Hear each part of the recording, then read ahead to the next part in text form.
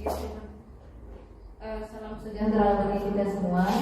Selamat siang Bapak Ibu guru sekalian. Selamat siang Bu. Puji syukur kita panjatkan kehadiran Allah Subhanahu wa taala. Terima kasih.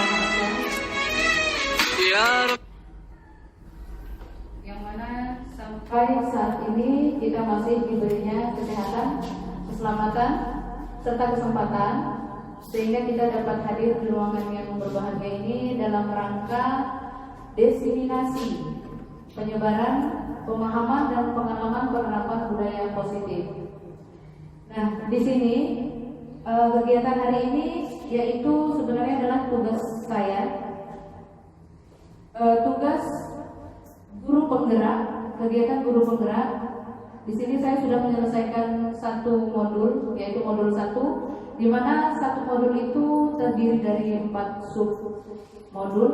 Nah, ini adalah sub yang terakhir, sub 1, modul 1.4, penyebaran pemahaman dan pengalaman penerapan budaya positif.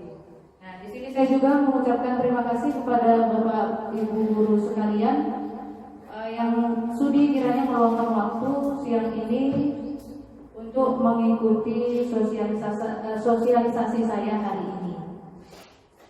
Nah, untuk ini saya ditugaskan mensosialisasikan atau mengimbaskan penyebaran pemahaman dan pengalaman penerapan budaya positif.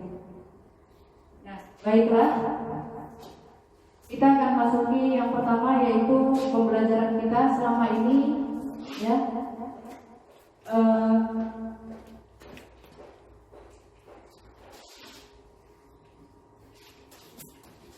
Pembelajaran kita selama ini berbasis klasikal.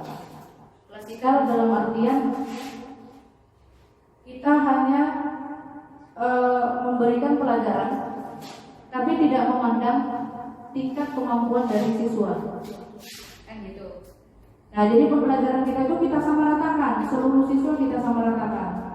Nah, di sini di konsep utama modul budaya positif, nanti kita akan mempelajari banyak hal dari sini. Bapak Ibu bisa kita di sini sharing-sharing ya. Kalau nanti ada masalah, Bapak Ibu bisa ungkapkan ke saya. Nanti kita bisa cari solusinya bersama-sama.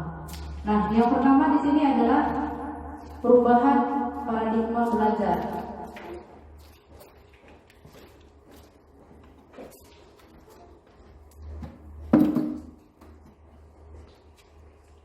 Di sini adalah pembelajaran dengan paradigma baru. Nah, pembelajaran dengan paradigma baru itu adalah pembelajaran dengan yang dirancang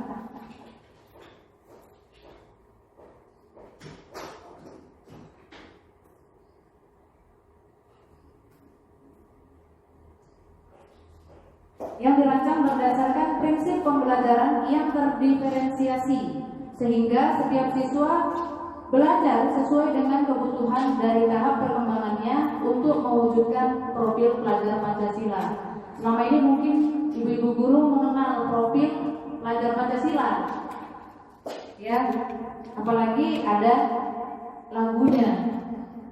Tapi kenal lagu, belum memahami, atau mungkin sudah memahami tapi tidak mendalami. Nah, apa saja yang termasuk ke dalam profil pelajar Pancasila? Coba, apa yang pertama? Beriman dan bertakwa kepada Tuhan Yang Maha Esa dan berakhlak mulia. Kalau dilakukan pasti dapat itu. Iya kan? Kalau kelas 6 selalu itu ada lagunya. Coba dulu kita nyanyikan sama-sama. Kayak mana lagu profil pelajar Pancasila? Kan ada. Pelajar Pancasila beriman dan bertakwa pada Tuhan Yang Esa dan berakhlak mulia, berkebinekaan global, gotong royong mandiri, kreatif dan bernalar kritis. Jadi dia ada 6. Profil pelajar Pancasila ada 6. Nah, jadi kita sebagai guru harus paham dulu dengan profil pelajar Pancasila ini. Barulah nanti kita bisa menjadikan pembelajaran kita itu pada paradigma baru tadi. Nah, apa saja nanti yang terdapat dalam profil pelajar Pancasila ini nanti bisa kita pahami. Sebenarnya dari kata-katanya saja, dari judulnya saja kita sudah paham ya sebenarnya. Kalau beriman dan bertakwa dan berakhlak mulia pada Tuhan Yang Maha Esa kan? Kalau beriman dan bertakwa pada Tuhan Yang Maha Esa, berakhlak mulia mungkin pada kita sesama. Baru berkebinekaan global. Kita kan berkebinekaan. Kita dari suku yang berbeda, dari agama yang berbeda, dari kehidupan kita sosial yang berbeda, ya, pekerjaan orang tua yang berbeda, itu namanya berkebinekaan global. Nah, adat istiadat kita pun berbeda. Nah, jadi di sini akan diungkapkan tentang keseluruhannya tentang profil pelajar Pancasila. Baru ada gotong royong. Gotong royong kita tahu lah, bukan berarti sebenarnya kan gotong royong itu bukan berarti harus nyambut rumput, bawa cangkul, bawa sapu, kan nggak itu saja. Gotong royong kita terapkan juga nanti di kelas. Oh, berarti gotong royong ngerjain PR boleh? Gotong royong boleh kalau tugasnya berkelompok, dilakukan berdiskusi, ya boleh gotong royong. Baru ada kreatif. Nah, di sini kita sebagai guru dituntut untuk lebih kreatif. Bagaimana kreatif itu? Kita guru kan sangat pintar sebenarnya, sangat cerdas, paham kebutuhan murid itu yang bagaimana, supaya menyenangkan itu bagaimana.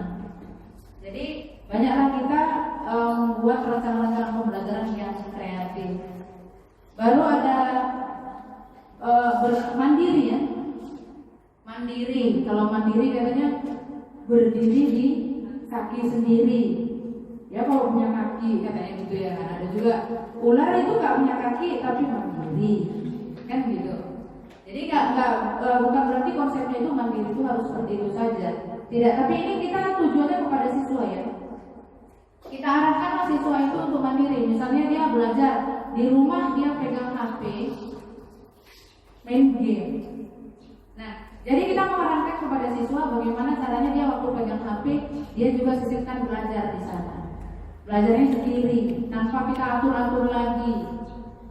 Gitu. Jadi kita bisa menerapkan budaya positif itu selain di sekolah, bisa juga nanti di rumah. Baru bernalar kritis. Ya, bernalar kritis. Kita kadang kalau dapat murid yang tingkat nalarnya itu tinggi, kita kadang kewalahan. Apalagi yang suka bertanya, muncul pun nanti kadang-kadang ya kan, tanya aja. Tapi nggak apa-apa, itu bagus. Ya, seperti yang sering saya bilang, mengungkapkan perasaan itu anak sekarang itu sulit untuk mengungkapkan perasaan. Kenapa? Karena mereka terbiasa menulis saja. Tidak mampu mengungkapkan secara langsung dari WA kan gitu. Nah ini ya, ini adalah pembelajaran dengan paradigma baru, dengan profil pelajar Pancasila. Nah, kita masuk ke disiplin positif. Coba perhatikan disiplin positif. Disiplin. Coba Bapak Ibu dulu, disiplin, kata disiplin. Apa sih yang terus teringat ketika ada kata disiplin? Apa sih disiplin itu? Teratur, taat, tertib. Nah, kita akan belajar tentang disiplin positif. Nah, dalam budaya kita, makna kata disiplin adalah melakukan sesuatu yang dilakukan seseorang pada orang lain untuk mendapatkan kepatuhan. Harus kita buat sebuah peraturan, harus ditaati. Tidak boleh datang terlambat, kan gitu. Harus dipatuhi. Baru kita cenderung menghubungkan kata disiplin dengan ketidaknyamanan. Nggak nyaman, melakukannya nggak nyaman. Melakukannya karena kalau nggak nyaman berarti karena terpaksa.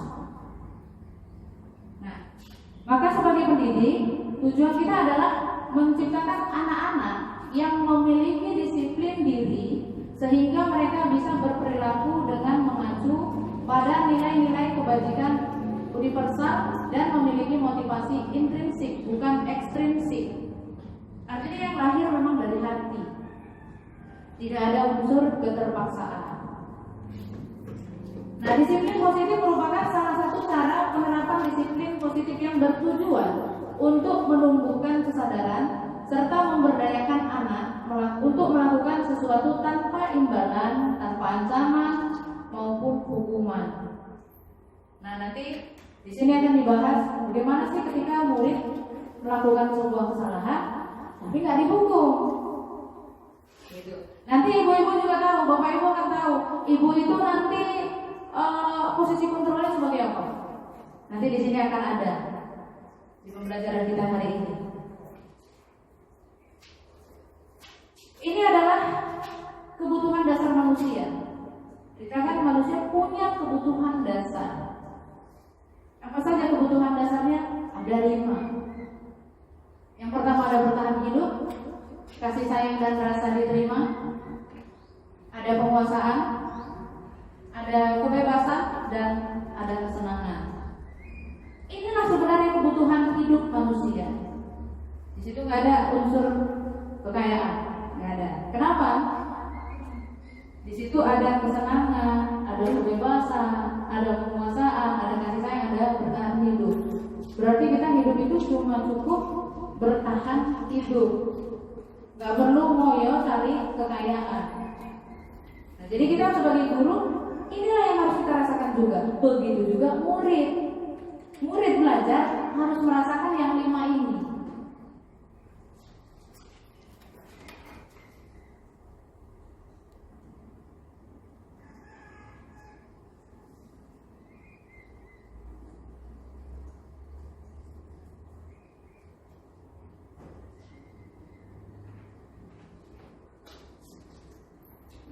Nah, ini adalah 5 kebutuhan dasar manusia. Yang pertama, kebutuhan bertahan hidup. Nah, kebutuhan bertahan hidup adalah kebutuhan yang bersifat fisiologis. Untuk bertahan hidup, misalnya kesehatan, baru rumah, makanan. Nah, itu 3 ini adalah sumber untuk bertahan hidup. Ya, ada dia kesehatan, rumah, makanan, tetap tidak ada kekayaan di dalamnya. Karena kekayaan bukan berarti kita karena kekayaan berarti bertahan hidup, tidak juga. Nah, kebutuhan biologis sebagai bagian dari proses reproduksi, termasuk kebutuhan untuk tetap bertahan hidup biologis. Misalnya memiliki pasangan hidup, itu kan kebutuhan biologis dan juga sebagai kebutuhan untuk bertahan hidup.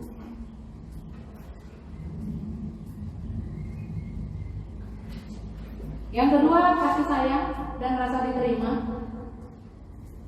Nah, kebutuhan ini dan 3 kebutuhan berikutnya itu merupakan kebutuhan psikologis. Nah, kebutuhan untuk disayangi dan diterima meliputi kebutuhan akan hubungan dan koneksi sosial.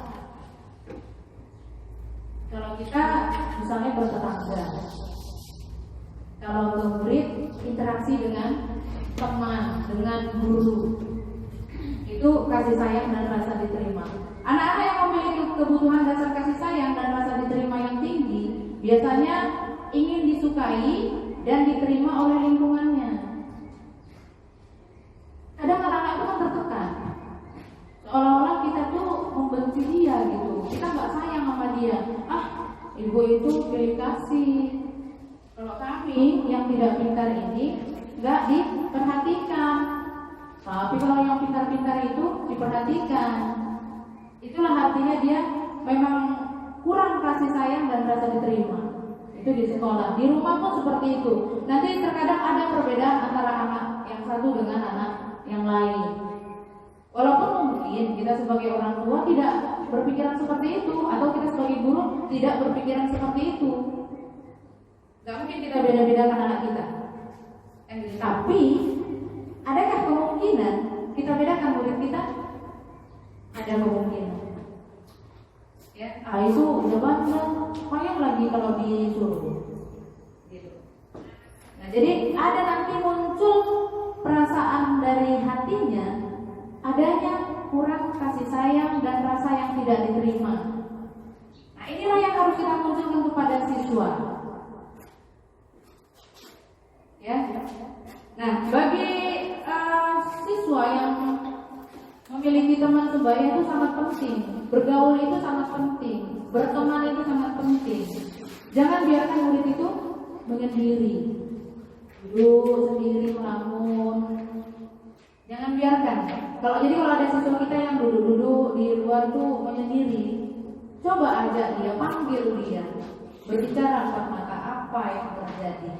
Mungkin dia butuh kasih sayang dari kita, perhatian dari kita.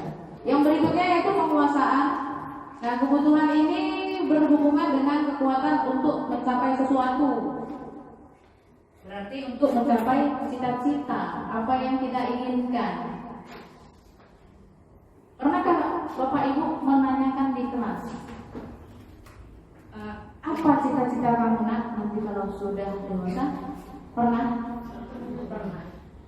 Ya. Nah, itu kan bisa jadi sebuah motivasi bagi si anak. Memang kadang nggak semua bisa menjawab apa cita-citanya, tapi kita lah nanti yang akan mengarahkannya. Nah, supaya dia mengetahui apa keinginan yang sebenarnya, kita yang harus mengarahkannya, ya, menjadi sesuatu. Dia bakal akan menjadi sesuatu, akan menjadi seseorang, menjadi orang yang terampil, diakui atas prestasi dan keterampilan kita, keterampilan anak tersebut.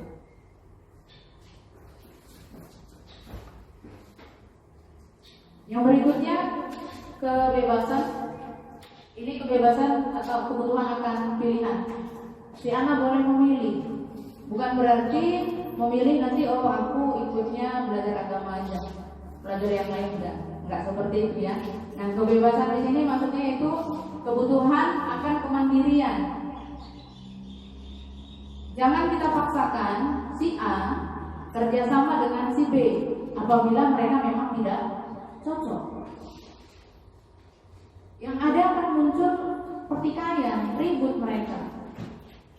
Malaslah, gak enak berkawan sama dia. Akhirnya tugasnya tidak dikerjakan. Nah, jadi coba biarkan anak itu bebas. Ya, kita sering membagi kelompok ini, tapi tidak kita bebaskan. Tapi kadang memang kalau kita bebaskan, anak itu milih yang pintar-pintar semua gitu ya. Itu terjadi apa? Kebingungan nanti sama kita. Gilirannya nggak pintar semua.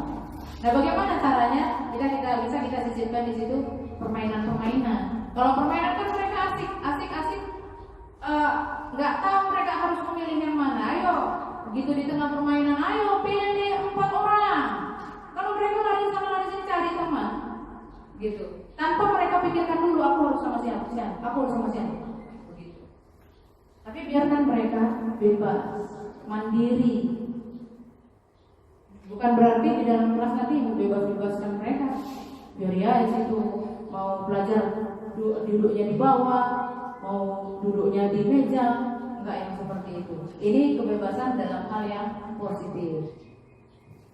Baru kesenangan. Belajar kalau enggak senang, kira-kira enak enggak? Enggak enak. Itulah tadi enggak muncul nyaman. Jadi supaya belajarnya enak, ayo buat guru nyaman, senyaman mungkin kelasnya. Apakah belajar yang nyaman itu dengan kondisi murid yang tertib, disiplin, mulutnya semua dia dikunci? Enggak seperti itu. Ya. Terkadang kita kan butuh murid itu bersuara. Sehingga kalau udah siapa yang ribut nanti ibu kasih hukuman, kan gitu. Nyapu nanti ya hukumannya, atau nulis 3 lembar, gitu. Nah itu muncullah dia nggak senang, ya. Jadi di sini kan harus senang anak itu belajar. Nah bagaimana caranya? Kita buatlah sesuatu yang menarik. Maka sering saya bilang, ayo coba sisipkan di tengah-tengah pembelajaran, ya, selalu sisipkan permainan-permainan, ice breaking. Ini bermanfaat untuk penyegaran otak, supaya kita tetap santai. Anak pun santai. Kalau kita terfokus sekali, kalau kita terlalu pembelajaran kita itu monoton kali, kita pun nggak santai mengajarkannya. Jadi kalau kita aja nggak santai, bagaimana dengan murid kita? Apalagi kalau udah siang-siang begini, ya. Maka kita sebagai guru harus pandai. Matematika itu diletakkan di jam berapa, bahasa Indonesia diletakkan di jam berapa. Bisa nggak habis PJOK baru praktek di luar, habis itu lanjut matematika? Bagaimana kira-kira? Kalaupun harus diletakkan setelah itu, bagaimana caranya?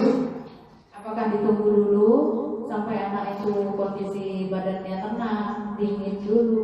Nah itu kita pasti bisa mengatur.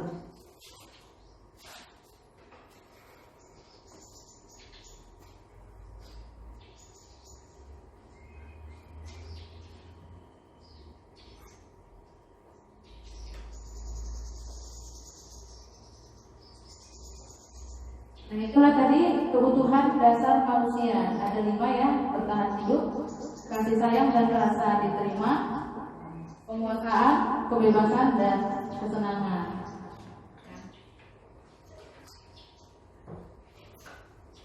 Ini adalah motivasi perilaku manusia. Motivasi merupakan dorongan yang timbul pada diri seseorang secara sadar untuk melakukan suatu tindakan dengan tujuan tertentu.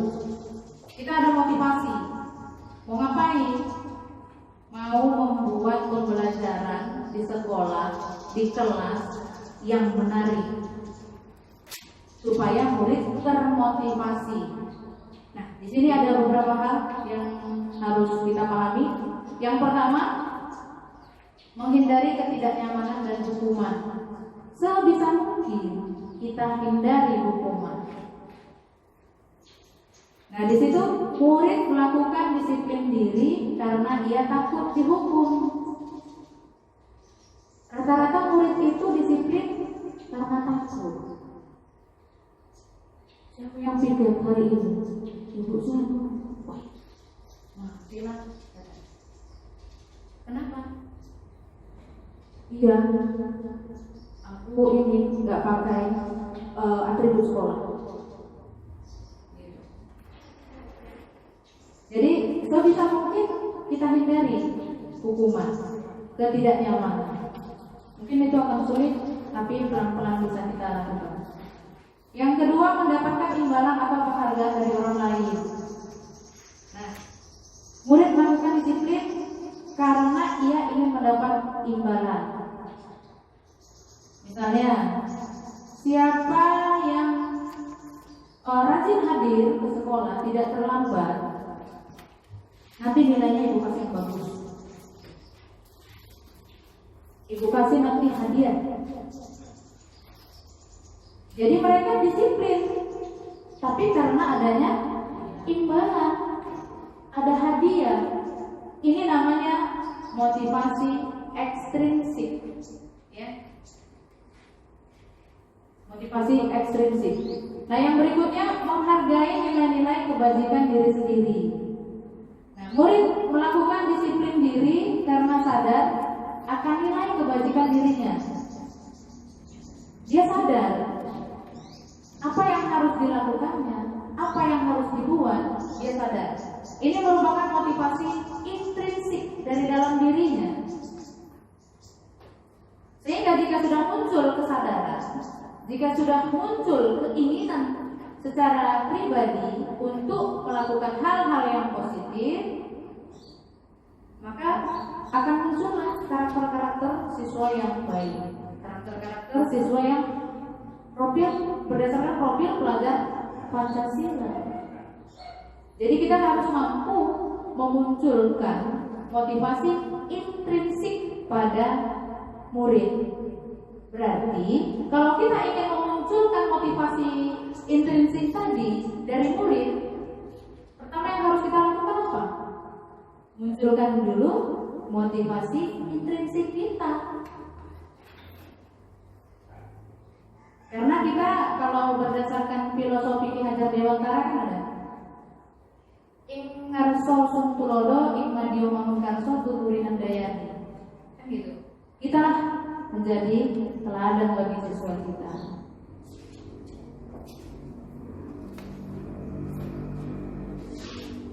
Konsep disiplin dengan identitas gagal. Ada identitas gagal, ada nanti identitas yang berhasil. Nah, apa itu identitas gagal? Pemberian hukuman. Hukuman itu biasanya menyakitkan ya, menyakitkan, tidak nyaman, murid takut. Awas, datang ibu itu. Baru memaksa. Kita memaksa murid mengakui sebuah kesalahan. Misalnya dia indisipliner lah ya, tidak disiplin, tidak menggunakan atribut. Nah, kita paksa untuk mengakui kesalahannya di depan teman-temannya. Nah, itu nanti akan memicu dia menjadi malu. Baru kita memaksa untuk mengakui sesuatu yang tidak dia perbuat. Pernah ya kejadian sama kita begitu ya? Gitu. Maka dia akan murid menyembunyikan kesalahan. Tidak, kalau menyembunyikan kesalahan berarti tidak apa ya? Tidak jujur. Secara tidak langsung hukuman itu akan mengajarkan kepada murid bagaimana supaya dia berbuat salah tapi nggak ketahuan. Dengan cara berbohong. Nah, yang berikutnya murid menjadi rendah diri. Nah, ini seperti yang saya bilang tadi. Kita marah di depan siswa lain. Kamu ya, berapa kali melihat terus saya nggak pernah kau pakai dasi kalau upacara. Terus alasan lupa di depan siswa yang lain. Nah, itu akan menjadikan murid rendah diri. Bukan rendah hati, dia menjadi rendah diri, nggak pede. Nanti habis itu kadang ada sih teman yang ngejek, keluar dari jam-jam istirahat, diejek temannya ini tadi. Nah, disitulah akan muncul rasa rendah diri. Iyalah aku siapa, bodoh, aku begini, aku begitu. Nanti ketika kita tanya, kamu ayo apa yang kamu utarakan di depan kelas, tunduk. Gak berani mengungkapkan perasaannya. Nah, yang berikutnya penghargaan. Selama ini kita pasti sering nih penghargaan, memberikan sebuah penghargaan kepada siswa dalam hal disiplin ya, dalam hal disiplin. Ini sebenarnya tidak efektif. Seperti tadi contohnya, siapa yang dalam satu semester ini hadir terus, ibu kasih nanti nilai yang bagus, ibu kasih hadiah. Gitu. Jadi dia hadir karena adanya hadiah dan kasih nilai yang bagus tadi. Ya, yang penting hadir kok. Asal udah hadir berarti dapat nilai bagus. Jadi motivasinya seperti itu dia. Baru memunculkan sifat iri. Ada muridnya pintar, rajin. Dia sudah pintar, rajin pula, baik kajiannya. Dia pula yang sering dapat hadiah. Dia yang dapat penghargaan di kelas. Bagaimana perasaan teman yang lain? Akan muncul sifat iri. Nah, kalau Kalau sudah muncul sifat iri, dah, kalau anak SD ya kan, dah gak kawan. Gitu. Di KTI katanya gitu kan, SKP. Nah, itu kan kalau sudah muncul rasa iri hati dalam hatinya, secara tidak langsung kita yang mengajari sebenarnya dan membuat benci kepada temannya tadi. Baru penghargaan itu mematikan kreativitas, ya, mematikan kreativitas. Akhirnya dia bisa berbuat yang lain, tapi karena penghargaan yang kita beri itu, aku terus kok dapat penghargaan. Dia tidak ada rasa ingin meningkatkan. Begini saja pun sudah dapat penghargaan, sudah dapat hadiah. Udahlah begini saja. Dan dia tidak mengusahakan untuk yang lainnya lagi. Dia tidak pernah berusaha, ayo kawan, kita berbuat seperti ini. Kenapa? Karena dia ingin mendapatkan penghargaan untuk dirinya. Jangan kasih sama yang lain, yang lain pun yang dapat hadiah, kan gitu. Baru menghukum dengan sistem ranking. Kau sering-sering lama pada turunkan nanti ranking, kan gitu. Ya, nah itu tidak benar. Jadi hukum yang selama ini hukuman yang kita kasih semua dikaitkan, baik itu secara mental ataupun secara fisiknya kita hukum. Nah yang berikutnya meratas hak menghargai dirinya.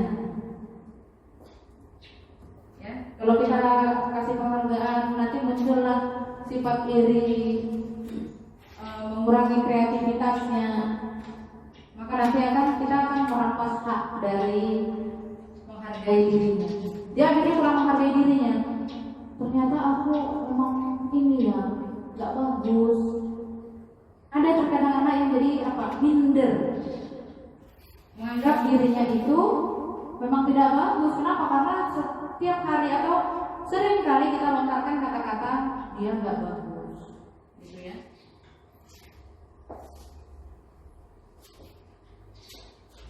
Ini adalah konsep disiplin identitas sukses.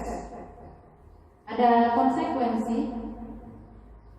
Nah, konsekuensi di sini ada dua ya, identitas sukses, tapi nanti bisa kita perhatikan mana yang lebih baik. Nah, konsekuensi. Pernah dengar kata konsekuensi? Apa itu konsekuensi? Konsekuensi itu akibat yang diterima dari suatu perbuatan.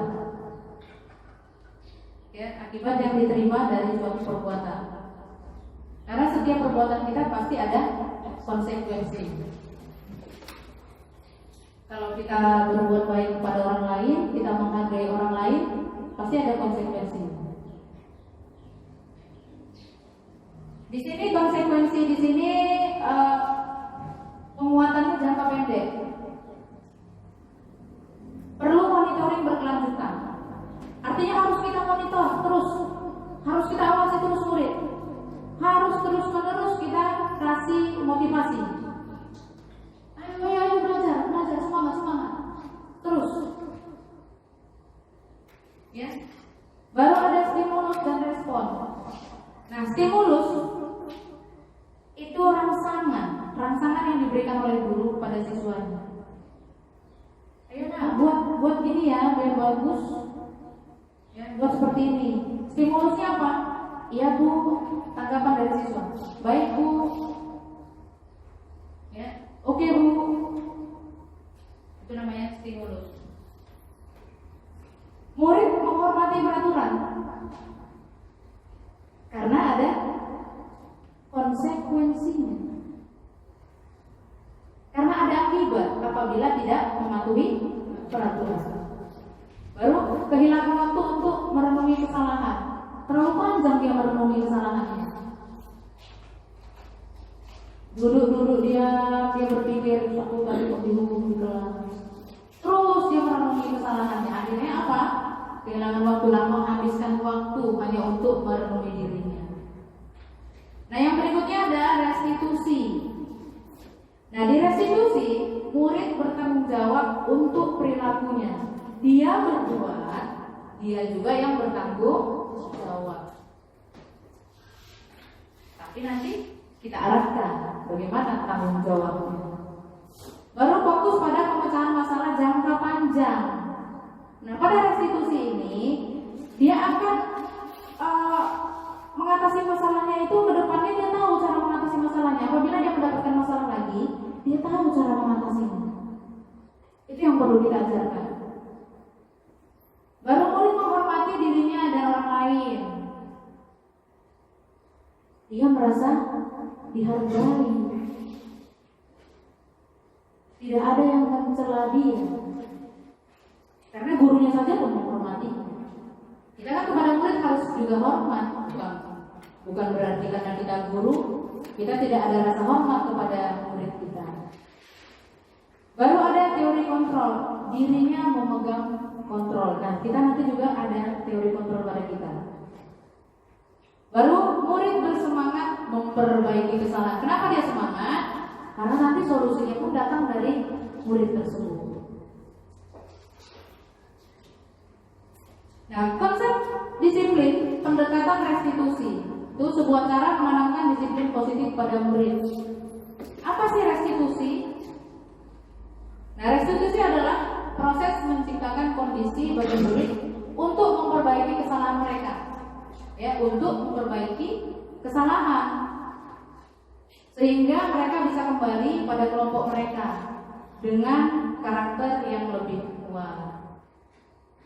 Jadi setelah kembali mereka kepada kelompoknya, kepada temannya, mereka tidak ada rasa rendah diri dan mereka itu memiliki karakter yang lebih kuat lagi. Kenapa? Karena mereka bisa memikirkan sebuah solusi dari kesalahannya. Terkadang kan yang gak bagus itu sudah berbuat salah, dia tidak sadar akan kesalahannya. Baru ciri-ciri restitusi, bukan menebus kesalahan, namun belajar dari kesalahan. Dia harus belajar kesalahannya apa, dia tahu apa kesalahan dia, akibat penyebabnya apa sih kok dia berbuat salah, dan akibatnya apa yang dia terima. Baru memperbaiki hubungan. Misalnya dia bersalah sama teman, dia harus tahu nanti bagaimana cara meminta maaf kepada teman, memperbaiki hubungan yang tadi sudah tidak bagus. Jadi dia tahu memperbaikinya. Nah, tawaran bukan paksaan. Nah, coba kita kan mau ngomong. Nah, coba menurut kamu seperti apa? Karena kan ada gitu kan, kalau kita nanya sama anak kita, karena kita mau berikan baju. Nah, ini ada baju, coba pilih yang mana yang kamu mau, kan gitu ya? Kan nggak kita bilang, udah yang ini aja, itulah namanya paksaan. Yang ini aja, ini cantik, ini warnanya bagus, tapi rupanya si anak nggak suka. Jadi berikan tawaran, bukan paksaan. Begitu juga kepada murid. Kita tawarkan kepada murid pembelajaran yang seperti apa, pembelajaran yang menarik. Sekali kita coba, sekali kita buat, rupanya kurang menarik. Anak-anak suruh respon. Untuk pembelajaran berikutnya kita ubah, kita perbaiki. Menuntut untuk melihat ke dalam diri. Biasakan menilai diri, bukan menilai orang lain. Baru mencari kebutuhan dasar yang mendasari tindakan. Nah, 5 kebutuhan dasar tadi, apa yang tidak terpenuhi dari si anak? Bisa saja anak itu datang ke sekolah, ya, kebutuhan bertahan hidupnya rupanya belum dikerjakannya. Apa contohnya? Belum sarapan, belum makan. Rupanya ketinggalan. Kita hukum keliling lapangan. Berarti berapa banyak kebutuhan dasar si anak tersebut yang sudah kita renggut? Sudah dia tadi belum makan, ya, sampai sekolah tidak merasa disayangi, tidak ada rasa diterima di sekolah, belajar pun dia tidak senang. Maka dari mana dia bisa menerima pelajaran itu dengan baik? Baru fokus pada karakter. Kita berfokus apa? Untuk mendidik murid itu berkarakter, profil pelajar Pancasila. Karena dalam profil pelajar Pancasila itu sudah ada seluruh kebutuhan hidup manusia. Menguatkan dan fokus pada solusi. Kita harus cari solusi dari setiap permasalahan. Kita fokusnya pada solusi, nggak usah terlalu fokus pada masalahnya. Fokus dari solusinya, solusinya bagaimana? Kita harus berbuat apa?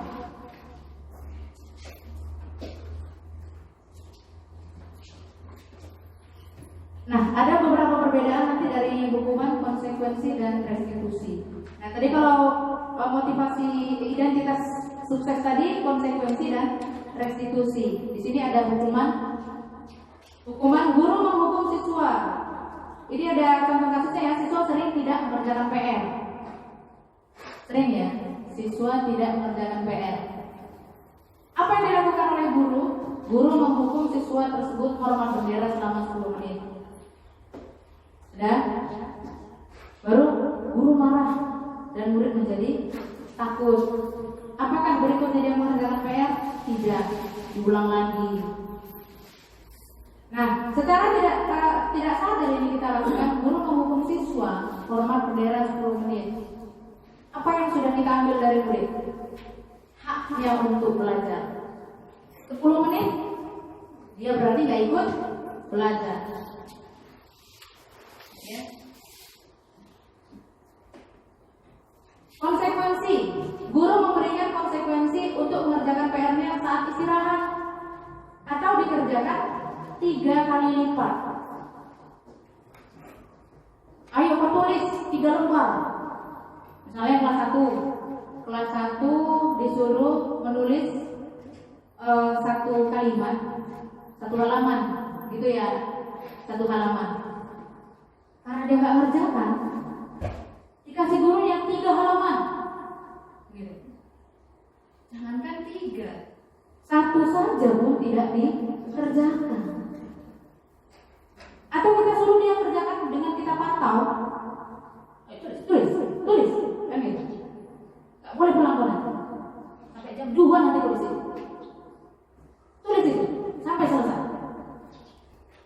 Dari mulai jam 9 sampai jam 12. Apa yang sudah kita ambil dari si anak? Haknya. Jam istirahat lewat. Istirahat nggak boleh loh, boleh diganggu. Kau nanti jam istirahat pergi ke perpustakaan, baca buku di sana. Bu, aku mau jajan bu.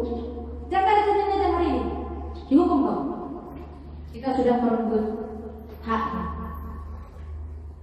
Hak untuk apa? Hak untuk mengistirahatkan diri. Makanya nggak lama-lama, makanya jamnya namanya jam istirahat, bukan jam main-main. Ayo main-main. Seharusnya murid itu keluar kelas untuk istirahat, duduk santai, ngobrol sama teman, makan jajan, kan gitu. Bukan main-main. Main-main nanti ada waktunya. Guru tegas dan siswa menghormati peraturan. Kalau gurunya lembek-lembek, guru itu yang bikin ternyata apa? Gitu. Ya, ayo, cepat kita datang. Karena apa? Karena ada konsekuensi. Tidak lahir dari hati. Baru yang berikutnya, restitusi. Guru menanyakan keyakinan kelas, ya, atau keyakinan dirinya, dan membantu siswa menyelesaikan masalah. Maka di dalam kelas, ayo kita buat keyakinan kelas. Dulu mungkin ibu-ibu ini pernah mendengar peraturan. Di dalam kelas itu peraturannya harus pakai atribut semua. Ya, dibuatlah sebuah peraturan.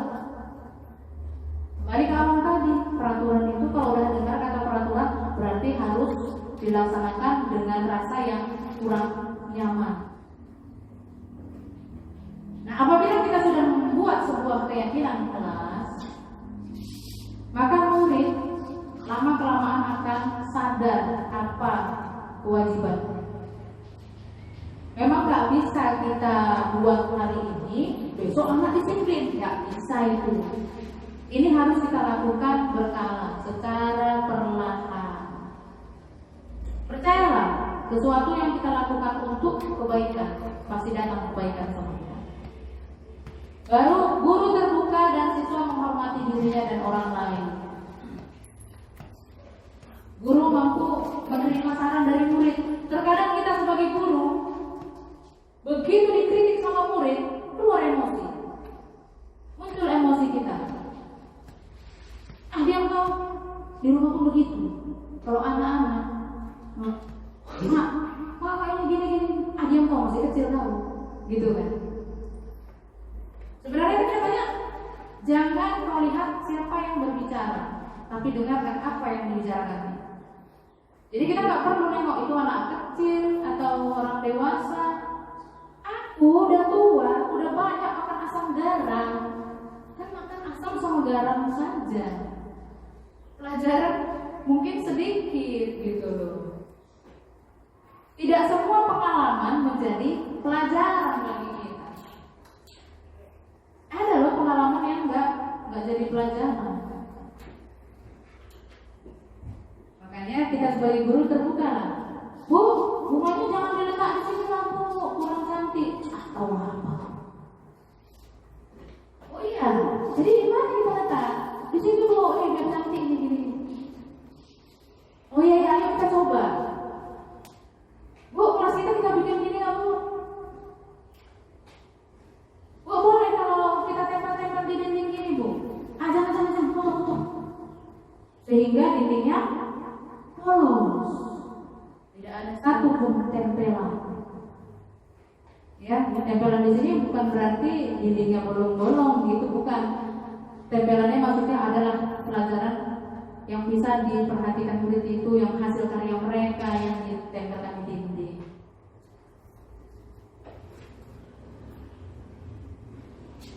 Nah, dari ketiga ini kita sudah bisa ya mengetahui mana yang sebaiknya kita gunakan. Nah, ini adalah 5 posisi kontrol restitusi. Ini semua ada dalam diri kita. Kira-kira nih, dari kelima ini, yang mana yang paling bagus? Ibu-ibu dulu yang sering menghadapi murid.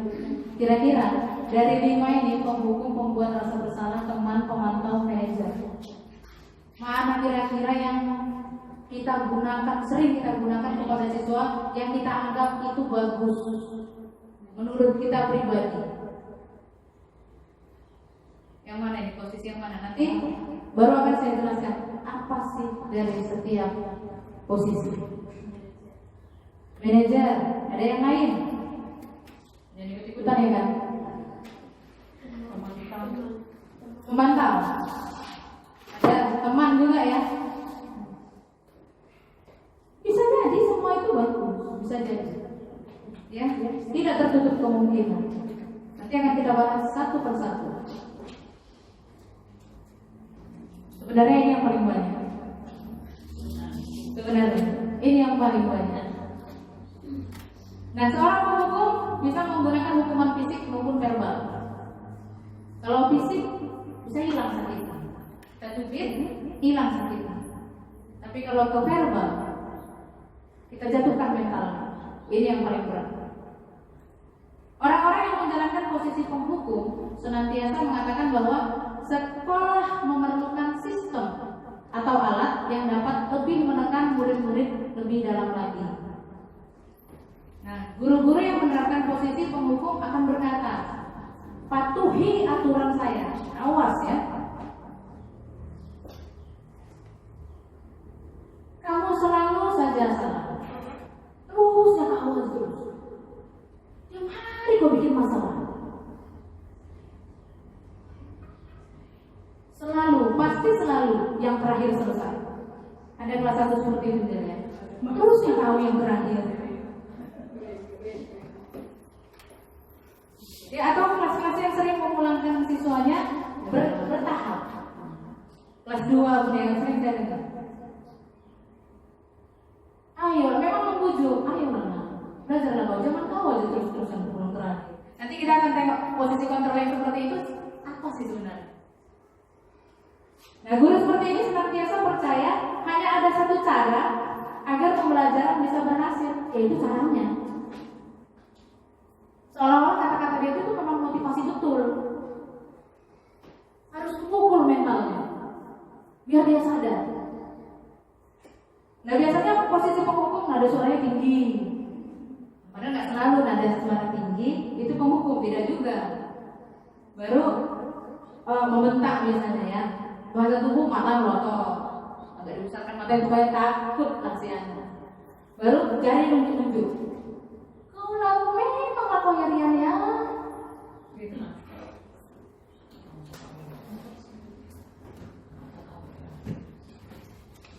terlambat lagi, pasti terlambat lagi.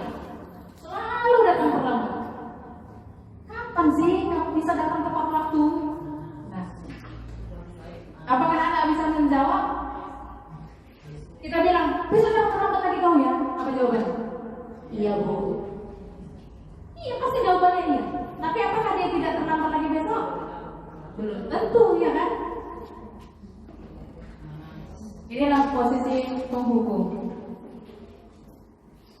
Ini membuat rasa bersalah. Ini juga sering kita lakukan. Perhatikan. Pembuat merasa bersalah itu biasanya ada suaranya memelas, rendah, ya, halus, sedih, bahasa tubuh, baru dekat sama anak-anak. Ya. Seperti apa? Pada posisi ini biasanya guru akan bersuara lebih lembut. Pembuat rasa bersalah akan menggunakan keheningan yang membuat orang lain merasa tidak nyaman, bersalah atau rendah diri. Biasanya kata-katanya, ibu sangat kecewa sekali sama kamu. Kan bahasanya kayaknya menyentuh gitu ya. Berapa kali bapak harus memberitahu kamu ya? Kalau tadi kan penghukum kita keras nadanya, tinggi. Kalau ini kebalikannya, lembut tapi menusuk. Ya, tepat sasarannya. Gimana coba kalau orang tua kamu tahu kamu berbuat begini? Apa nggak langsung? Sedihlah nanti mama seperti itu. Nangislah nanti dia. Cuma ada ini. Akhirnya apa? Muncullah rasa bersalah pada si anak. Ya, di posisi ini murid akan memiliki penilaian diri yang buruk tentang dirinya. Ya, dia merasakan buruk kali memang aku. Murid merasa tidak berharga dan telah mengecewakan orang-orang yang disayangi. Sering gitu kan? Jangan berbuat gitu lagi ya. Kasihan mama. Tengoklah mamamu kerja di luar sana, di ladang-ladang orang. Rupanya itu adalah membuat rasa bersalah. Itu nanti akan tertanam dalam diri si anak dan akan menjadi sebuah karakter. Karakternya apa? Dia merasa tidak ada harga.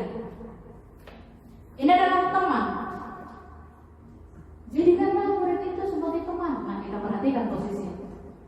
Guru pada posisi ini tidak akan menyakiti murid. Dia nggak akan menyakiti murid tuh.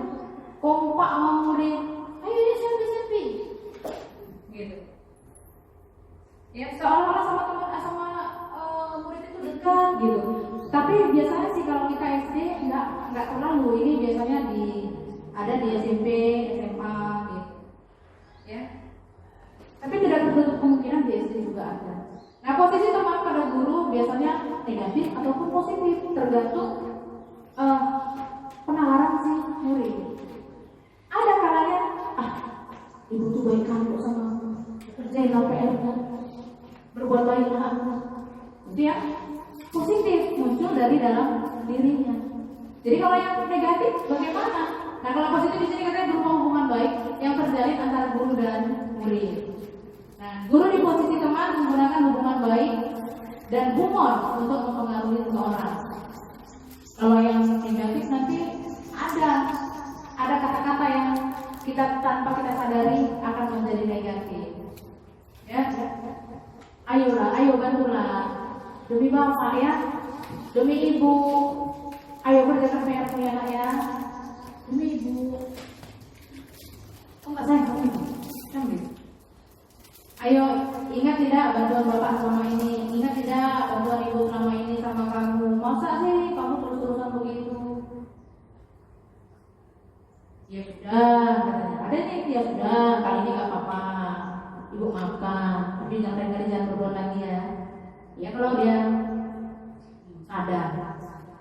Terkadang anak-anak ini kalau nggak terus dipantau, dia akan berbuat lagi. Ah, ibu itu kan temanku, baik ibu itu, sama aku kalau mau marah, teman kami. Nah itu nanti posisi negatifnya. Ya, hal negatif dari posisi teman adalah bila suatu saat guru tersebut tidak membantu, maka murid akan kecewa. Dan murid berkata, saya pikir ibu teman saya, katanya ibu kawan saya, tapi ibu nggak mau bantu. Jadi muncul hal-hal yang negatif juga. Murid merasa dikecewakan dan tidak mau lagi berusaha. Hal lain yang mungkin timbul adalah murid hanya akan bertindak untuk guru tertentu. Ibu itu baik kali sama aku, ibu itu temanku. Kalau ibu itu yang dulu aku mau, kalau yang lain enggak. Itu muncul negatifnya. Murid akan tergantung pada guru tersebut. Nah biasanya kalau teman itu ramah, akrab, bercanda, ya kalau mau dekat-dekat sama murid, ya senyum. Kadang tidak kita sadari itu ya kan. Nah yang berikutnya memantau. Memantau berarti mengawasi. Pada saat kita mengawasi, kita bertanggung jawab atas perilaku orang-orang yang kita awasi. Ya. Posisi pemantau berdasarkan pada peraturan-peraturan dan konsekuensi. Nah, dengan menggunakan sanksi atau konsekuensi, kita dapat memisahkan hubungan pribadi kita dengan murid. Ya, sebagai seseorang yang menjalankan posisi pemantau, pertanyaan yang diajukan biasanya adalah peraturannya apa? Kalau kau berbuat salah, peraturannya bagaimana? Atau kadang gini, sudah berapa kali ibu perhatikan, terusnya kau terlambat. Kita memantau terus diri. Ya, ayo, apa yang kamu lakukan? Kau tadi ngapain? Gitu. Baru ujung-ujungnya kita tanya. Dari kejadian ini apa konsekuensinya? Harus dihukum bu, kan? Nyari klinik lapangan bu. Jadi pemantau ini nanti berkaitan dengan konsekuensi. Nah, seorang pemantau sangat mengandalkan penghitungan. Kamu sudah 3 kali absen dalam minggu ini.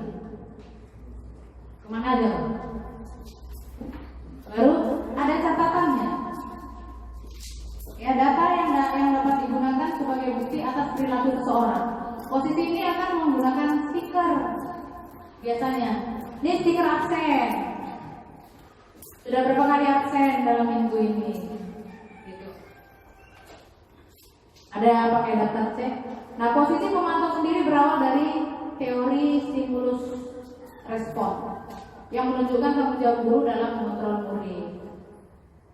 Sebenarnya pemantau ini juga diperlukan dalam mengawasi murid juga diperlukan, tapi harus kita ambil dari sisi yang positifnya ya.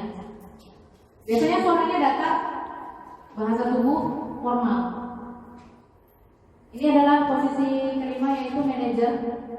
Posisi di mana guru berbuat sesuatu bersama dengan murid, mempersilahkan murid mempertanggungjawabkan perilakunya, mendukung murid agar dapat menemukan solusi atas permasalahannya sendiri. Kita cuma ngarahin aja. Kita nggak banyak bertanya, kita nggak banyak ngasih solusi sama dia. Kita mengarah-arahkan saja. Nah, di manajer, murid diajak untuk menganalisis kebutuhan dirinya maupun kebutuhan orang lain. Di sini penekanan bukan pada kemampuan membuat konsekuensi, namun dapat berkolaborasi dengan murid bagaimana memperbaiki kesalahan yang ada. Nah, biasanya kata-katanya itu apa yang kita yakini? Kembali ke keyakinan kelas yang sudah kita buat tadi. Misalnya dia nggak ngerjain PR. Coba, apa keyakinan kelas yang sudah kamu langgar? Disiplin misalnya. Dalam hal apa? Nggak ngerjakan PR, Bu. Kira-kira kamu tahu nggak kalau itu tidak mengerjakan PR itu salah? Tahu. Sadar dia kan dengan kesalahannya. Nanti terus kita urut akan dapat solusi. Jika kamu meyakininya, apakah kamu bersedia memperbaikinya? Iya, Bu, saya bersedia. Nah, jika kamu memperbaiki ini, hal ini menunjukkan apa tentang dirimu? Ini pertanyaannya seperti ini. Kamu nanti di masa depan ingin jadi seperti apa? Kamu akan ingin menjadi apa? Seperti misalnya, saya ingin menjadi pribadi yang baik, saya ingin menjadi orang yang sukses. Apa rencana kamu untuk memperbaiki hal ini? Keluarlah solusi dari dalam dirinya sendiri.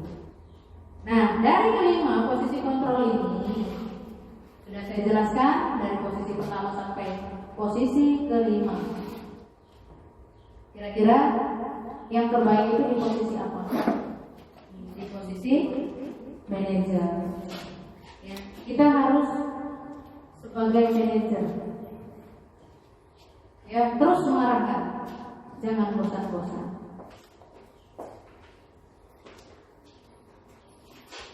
Ya, ini juga sama. Nah, keyakinan kelas. Pertanyaannya, mengapa keyakinan kelas kok bukan peraturan kelas saja? Nah, kalau peraturan, kita kembali tadi yang ke awal tadi, merasa terbebani, merasa tidak nyaman. Nah, ini ada contoh pertanyaan. Ini harus ibu-ibu jawab ya. Mengapa kita memiliki peraturan tentang penggunaan helm pada saat mengendarai kendaraan roda 2 atau naik motor? Kenapa kita harus pakai helm? Apa itu jawabannya? Untuk keselamatan. Ya, untuk keselamatan, untuk mematuhi peraturan. Ya, untuk keamanan. Kan gitu, sama itu ya. Baru, mengapa kita memiliki peraturan tentang penggunaan masker dan mencuci tangan setiap saat? Menjaga kesehatan. Nah, pertanyaan pertama tadi untuk keselamatan. Keselamatan. Yang kedua, kesehatan. Ini adalah nilai kebajikan namanya. Keselamatan dan kesehatan. Ya, ini namanya nilai kebajikan.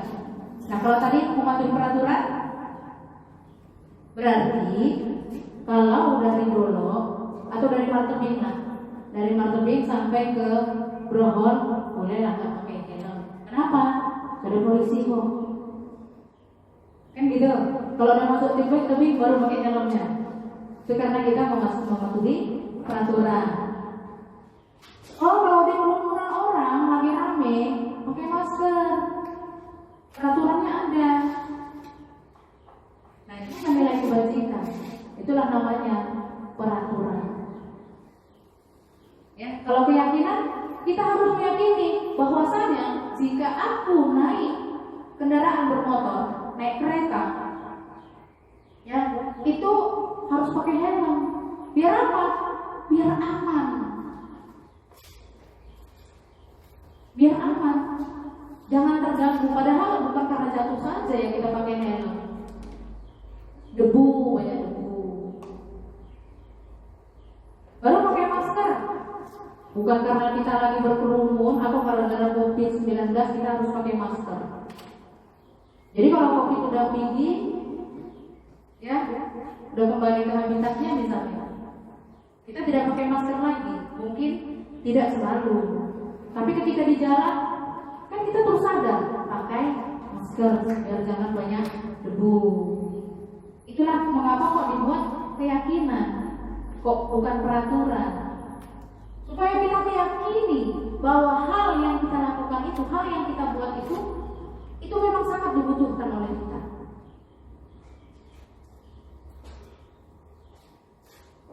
Nah ini ya, ini keyakinan kelas, membuat keyakinan kelas ya. Saya ambil di kelas 6, kegiatan membuat keyakinan kelas.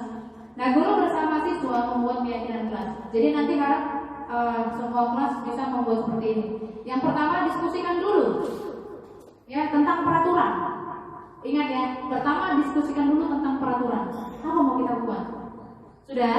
Setelah itu rumuskan peraturan menjadi keyakinan.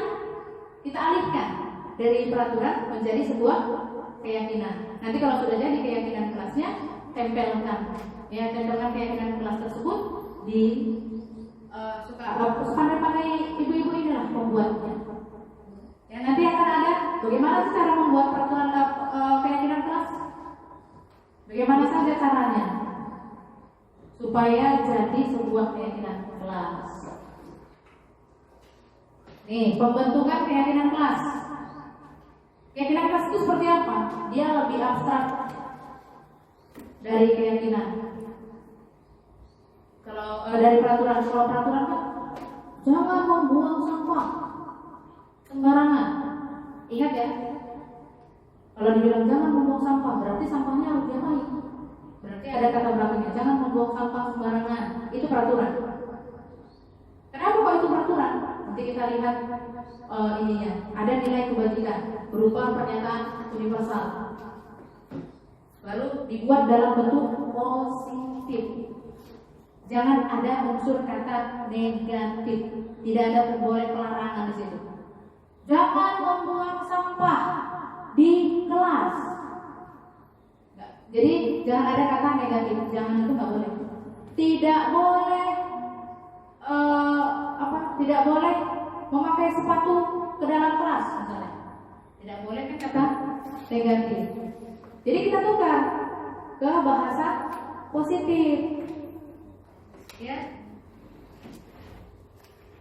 Harus pandai kita menyadurnya menjadi kata-kata yang positif. Jangan membuang sampah di sekolah misalnya. Jangan membuang sampah di kelas. Berarti buanglah sampah pada tempatnya. Kalau kata-kata ininya itu kan ini ya, merujuk pada sampah belum universal secara menyeluruh, belum kata-kata kebajikan. Bagaimana kata-kata kebajikannya? Kira-kira kalau membuang sampah itu jadi apa nih? Jadi bersih. Berarti jagalah kebersihan. Nah seperti itu. Berarti kalau sudah jaga kebersihan kan bisa menyeluruh. Ya di dalam kelas ya. Universal, menyeluruh. Ya. Baru sedikit aja. Peraturan kelas, keyakinan kelas 30. Nah, ingat anak-anak. Makanya pakailah bahasa yang universal saja, yang mandiri. Ya. Mandiri dalam bentuk apa? Nanti dijabar-jabarkan di situ. Baru misalnya disiplin. Disiplin kan banyak. Berarti kalau dalam disiplin kan terlambat tidak bisa. Kan gitu. Ya, tidak mengerjakan PR. Itu kan berarti tidak disiplin. Jadi kata-kata yang universal mudah diingat sedikit saja. Misalnya ada 5, nanti tempelkan 5. Ya kalau kira-kira ada 10. Sesuai dengan kondisi kelas dan sekolah agar mudah diterapkan. Jangan kita ambil katanya di ATM ya, ATM adaptasi tiru modifikasi. ATM adaptasi tiru modifikasi. Kan ada kata modifikasinya. Boleh kita cari sumber kayak mana sih peraturan, kayak mana sih keyakinan kelas, cari, sudah kita modifikasi sesuai dengan sekolah kita. Apakah bisa sama keyakinan kelas 1 dengan kelas 6? Belum tentu. Mungkin ada bedanya. Ya. Itu ya. Baru semua warga kelas dilibatkan. Semua warga kelas dilibatkan. Jangan ibu-ibu sendiri yang membuat. Ini keyakinan kelas kita, udah jadi. Jangan seperti itu. Anak-anak yang membuat. Baru kasih istilahnya Kalau kelas tinggi bisa, ayo nanti tanda tangani di bawah ya, di bawah ini tanda tangani buat nama panggilannya, tanda tangani.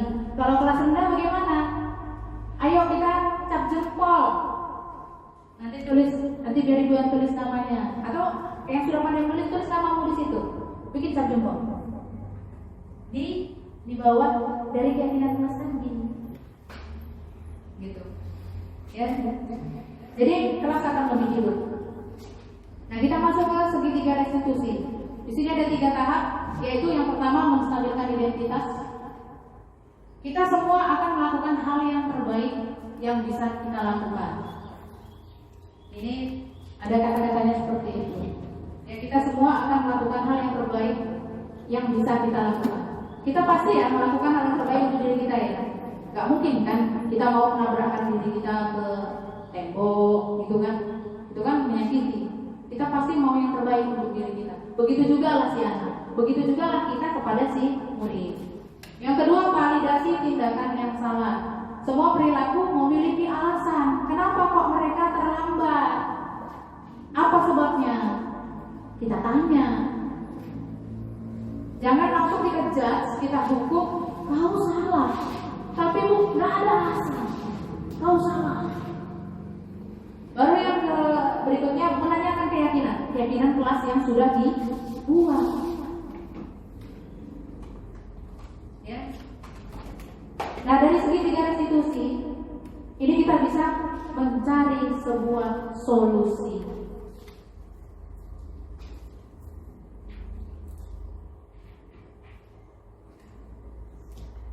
Saya ada sebuah video.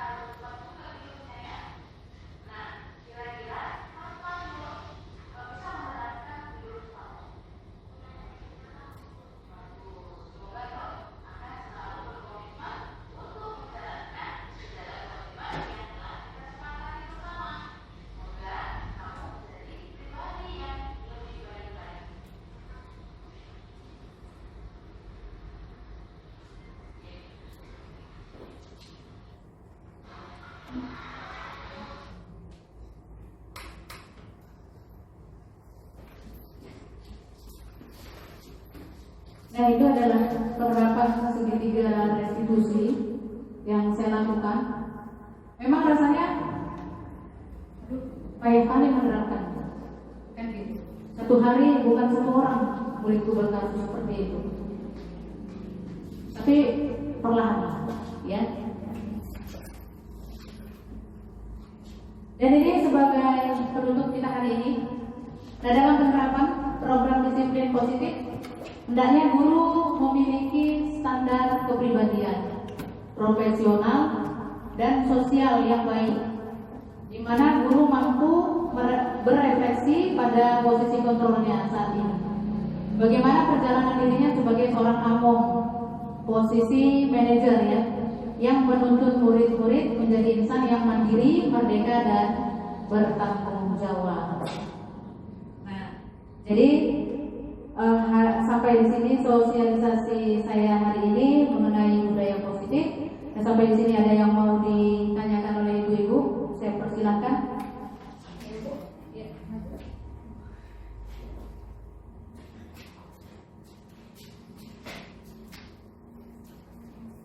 Di sini saya ingin bertanya kepada Ibu mengenai materi tentang sosialisasi.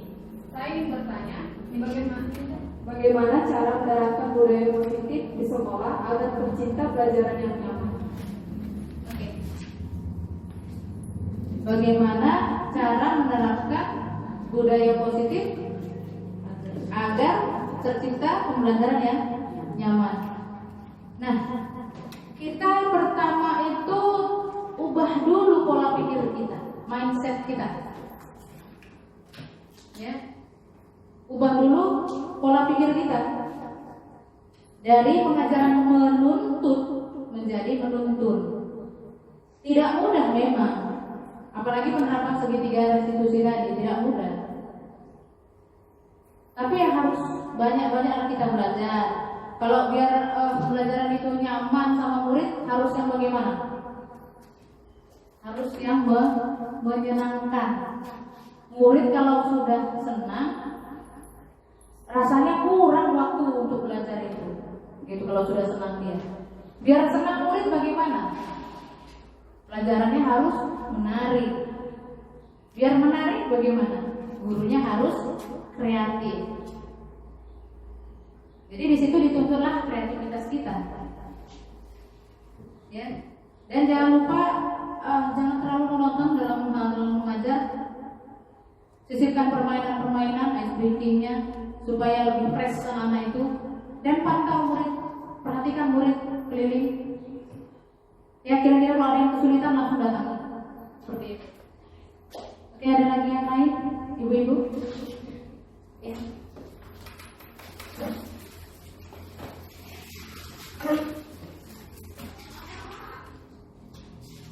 Terima kasih buat waktunya. Di sini saya ingin menanya mengenai segitiga restitusi. Dalam menerapkan segitiga restitusi ini, terkadang kita tidak sabar dalam melakukan hal-hal tersebut. Pertanyaannya, lalu bagaimana cara kita agar kita mudah untuk melakukannya? Terima kasih. Iya benar ya. Kadang nggak sabar melakukan segitiga restitusi. Menstabilkan identitas. Kenapa kok distabilkan? Stabilkan dulu, jangan anak itu ketakutan. Stabilkan dulu dia. Ya, gitu, sini. Terus gemetar, takut. Jadi kita stabilkan dulu. Kita ajak dulu berbincang. Ya, kita adakan pendekatan yang baik. Baru validasi tindakan yang salah. Ya, kita bertanya sama dia secara perlahan, secara santai, secara tenang. Nah, supaya mudah melakukan segitiga restitusi ini, satu hal yang harus kita lakukan. Apa itu? Pembiasaan. Kita harus selalu biasa melakukannya. Kita lakukan pembiasaan. Ketika ada kasus, jangan terus buru-buru marah. Panggil nanti di jam pulang sekolah misalnya. Panggil anak itu 4 mata saja. Jangan di depan muridnya, jangan di depan kawan yang lain. Ya, ajari anak itu menghargai dirinya sendiri, orang lain. Ya, ajari anak itu bagaimana cara menghormati orang lain. yang lebih muda, yang sepadan sama dia, atau yang dewasa. Jadi caranya dengan dibiasakan. Ayo mulailah kita membiasakan diri, memecahkan masalah, mencari solusi dengan menggunakan segitiga restitusi. Ini bisa kita dalami. Nah, dari sini ada lagi yang mau bertanya? Sudah habis yang mau bertanya? Ya, saya rasa waktu pun sudah sangat siang. Ya, atau ada lagi? Tidak ada? Sudah pas? Ya, kita nanti pun bisa sharing kembali setelah sosialisasi ini, tidak ada masalah. Mungkin di sini belum muncul pertanyaannya. Nanti begitu kita masuk ke kelas terbentur, kan gitu, ada benturan. Berarti kita butuh teman. Ayo sama-sama kita sharing. Kita majukan sekolah kita ini. Ya, kita harus semangat mendidik putra putri bangsa. Kita ujung tombak negara ini. Ya, semangat terus. Kalau murid kita bagaimana, ya harus semangat dan sabar serta ikhlas. Semangat, sabar, dan ikhlas. Marilah kita tanamkan di diri kita. Nah, jadi mungkin hanya sekian sosialisasi saya hari ini dan tanya jawab kita hari ini. Apabila ada kata-kata yang kurang berkenan atau penjelasan yang kurang jelas, nanti bisa lain waktu kita sharing-sharing kembali. Saya ucapkan terima kasih kepada Bapak Ibu sekalian yang telah hadir hari ini, dan saya ucapkan terima kasih sebesar-besarnya. Selamat siang dan tetap semangat.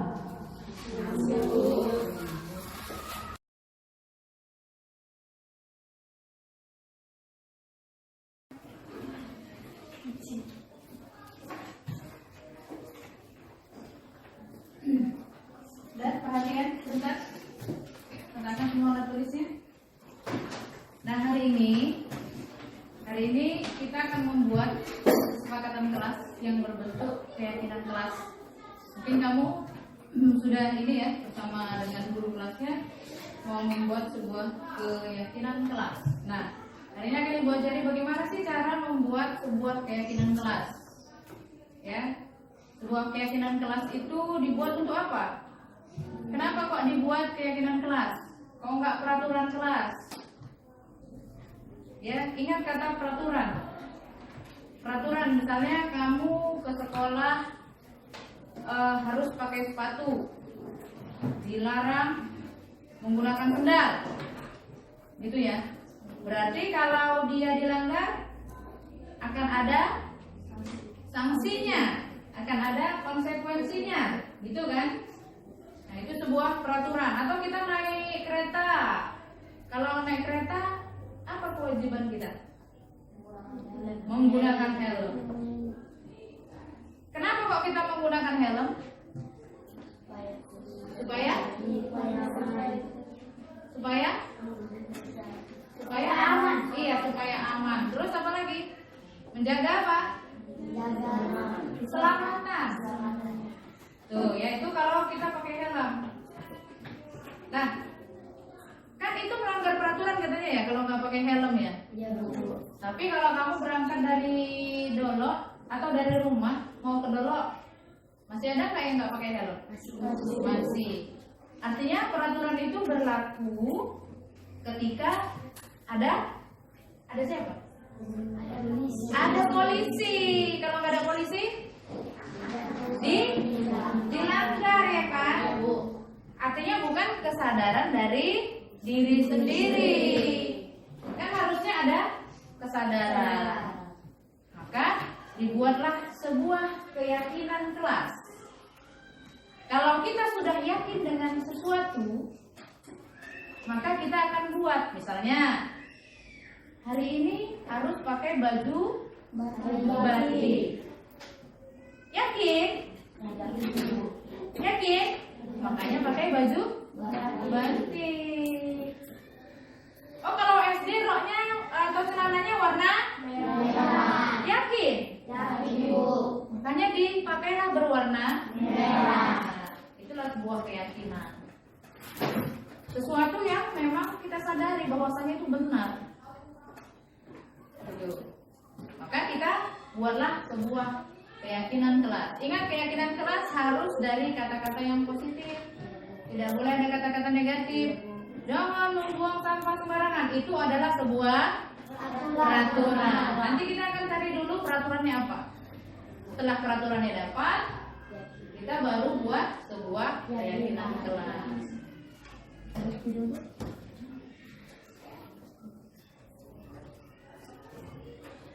Nah, kita akan buat dulu peraturannya. Apa yang pertama? Jangan membuang sampah sembarangan.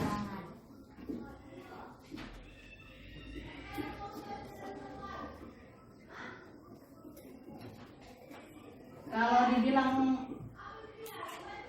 dibilang jangan membuang sampah, sama ya? Masa sampah nggak boleh dibuang? Yang kedua, pasti harus ada kata sembarangan. Yang kedua apa? Menghargai guru dan teman. Menghargai guru dan teman.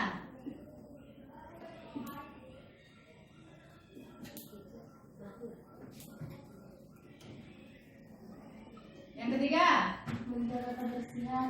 Menjaga kebersihan. Boleh, sama sebenarnya itu ya, tapi nggak apa-apa, kita tulis saja.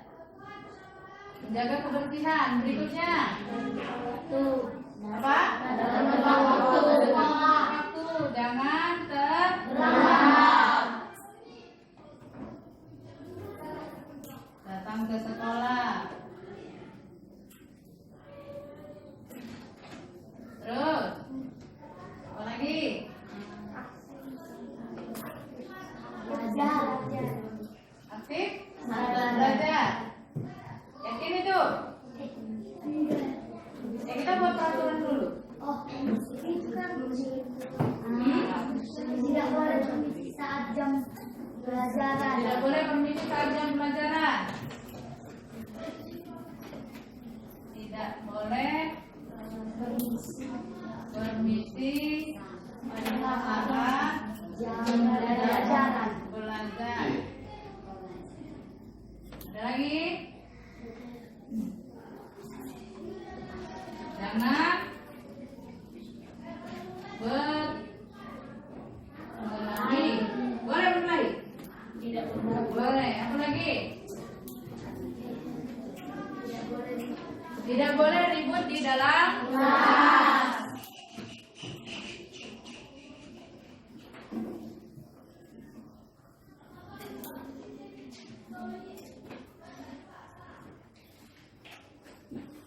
Dan seterusnya.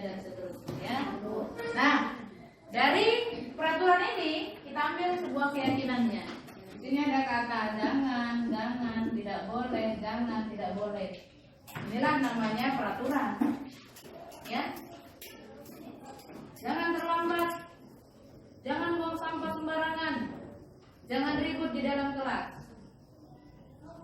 Ya, inilah namanya sebuah peraturan. Maka kita akan buat keyakinannya dalam bentuk kata-kata yang universal, menyeluruh. Nah, kita ambil yang pertama, jangan membuang sampah sembarangan. Apa dia? Menjadi apa? Di sini ada sama ya, yang ini ya, yang ini, yang ini sama yang ini sama ya. Buanglah sampah pada tempatnya. Buanglah sampah pada tempatnya. Oke, buanglah sampah pada tempatnya. Pada tempatnya. Atau jagalah kebersihan. Baru 1 dan 3 sama ya. Yang kedua, menghargai guru dan teman. Berarti di situ ada kata menghargai, menghormati. Tambahkan depannya kata saling. Menghargai dan saling. Tuh. Sudah? Baru jangan terlambat datang ke sekolah. Dalam waktu Tuh, kita cari yang meluas, yang lebih luas. Apa tuh? Disiplin. Baru dan seterusnya. Nah, tugas kamu carilah kata-katanya yang kira-kira kamu rasa cocok buat ditulis di kertas ini. Nanti kita tempelkan di sana menjadi sebuah keyakinan. Di sini dulu nanti nempelnya. Nanti kita akan cari persamaan-persamaannya, mana yang sama nanti kita ambil salah satunya. Baru nanti kita akan tempel di sana sebagai sebuah keyakinan kelas kita. Sudah paham? Ya, nanti dulu di sini ya. Bahasanya singkat saja. Bukan macam-macam.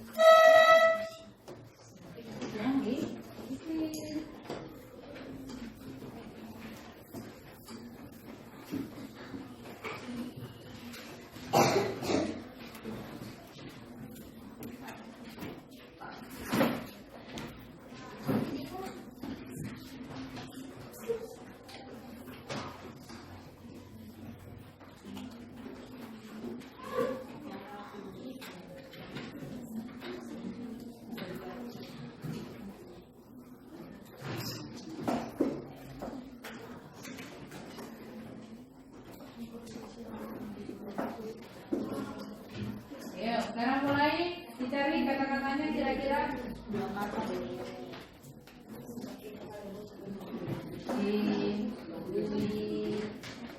ya sih kata-kata yang positif. Itu namanya kata-kata universal. Ayo tulisan.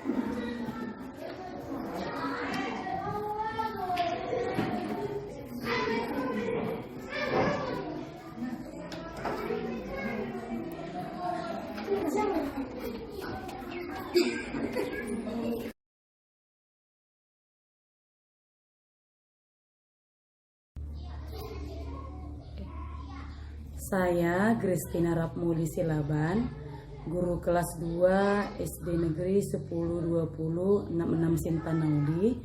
Menurut saya dari apa yang sudah dipaparkan oleh Ibu Umi mengenai budaya positif itu sangat baik untuk diterapkan di sekolah ini. Terutama mengenai disiplin positif untuk siswa, karena masih banyak siswa yang disiplin, tetapi disiplinnya itu karena faktor ekstrinsik, bukan karena dari dalam dirinya.